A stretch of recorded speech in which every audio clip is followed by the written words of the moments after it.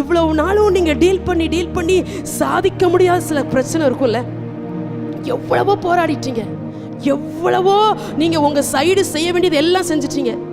ஜெபத்துல போராடிட்டீங்க, பொருத்தனையோடு போராடிட்டீங்க, மாம்சீகத்திலையும் போராடி பார்த்துட்டீங்க. உங்க சைடு ரூட் கிளியரா இருக்குதுன்னு நீங்க நினைக்கிறீங்க.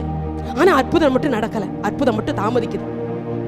சகரியா 4:7, பெரிய பர்வதமே நீ எம்மாத்திரம் சொல்லணும், நீ எம்மாத்திரம், இந்த வியாதி எம்மாத்திரம், இந்த கண்ணீர் எனக்கு எம்மாத்திரம், இந்த போராட்டம் எனக்கு எம்மாத்திரம். பர்வதம் மாதிரி பெருசா தான் இருக்குது, அது நம்ம இவ்வளவுதான் இருக்கிறோம், அது அங்க இருக்குது பிரச்சனை, போராட்டம் அப்படி இருக்குது.